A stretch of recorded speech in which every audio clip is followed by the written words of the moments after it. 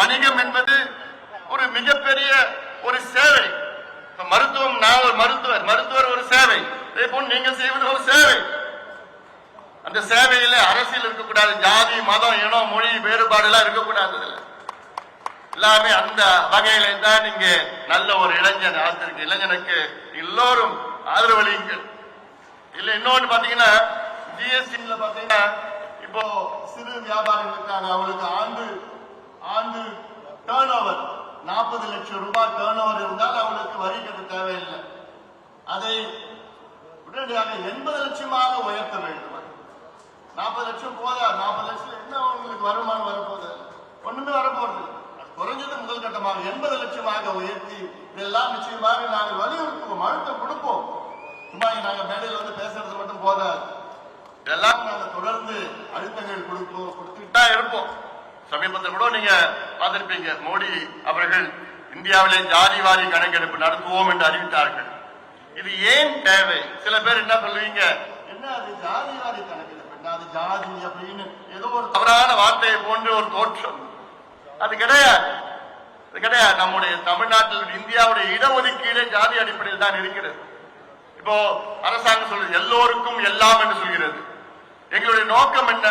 நாங்க அடுத்த வாரம் ஞாயிற்றுக்கிழமை அன்னைக்கு மகாபலிபுரத்தில் ஒரு பெரிய மாநாடு நடத்துறோம். இந்த மாநாடு சமூக நீதி மாநாடு. அதுக்கெல்லாம் அவசியம் நீங்க வாங்க. நாங்க நடத்துற நோக்கம் என்ன?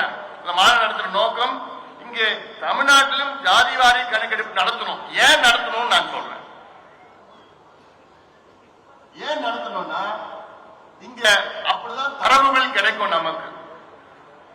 எல்லாத்துக்கும் வந்திருக்கிறவங்க எல்லாமே அடிமட்ட மக்கள் தான், அடித்தள மக்கள் தான்.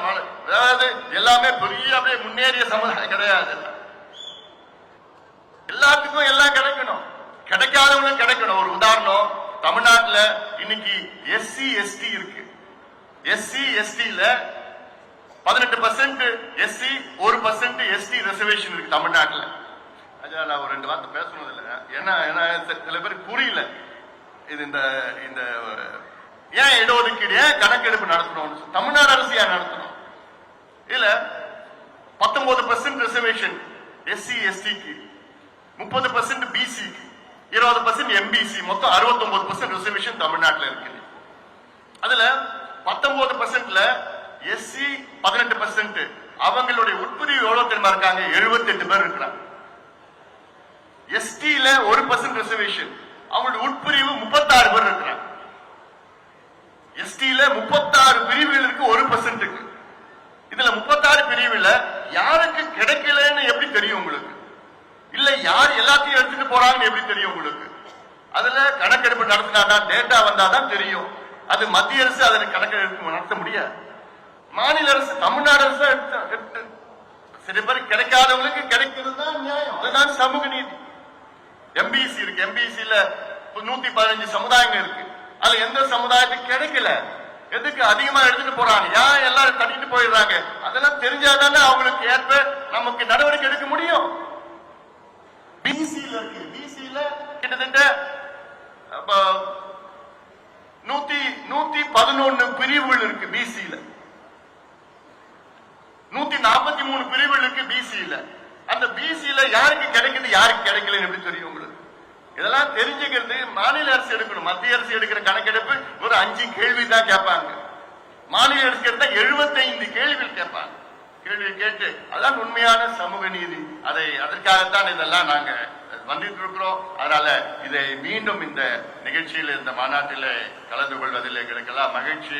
யாரோ சில பேர், சில அமைப்புகள்லாம் இதை அரசியல் பண்ணிட்டு இருக்கிறாங்க. ஆனா நமக்கு உங்கள் நேர்மையான முறையில நீங்கள் நல்ல தொழில் செய்து கொண்டிருக்கிறீர்கள். இன்னும் நிறைய பெரிய அளவுல வாங்க. நாங்க பாட்டாளி கட்சி உங்களுக்கு முழு ஆதரவு நாங்கள் தருகின்றோம். பிளே ஸ்டோர் மற்றும் ஆப் ஸ்டோரில் இருந்து பாலிமர் செயலியை QR கோடு மூலம் பதிவிறக்கம் செய்யுங்கள். செய்திகளை உடனுக்குடன் பெறுங்கள்.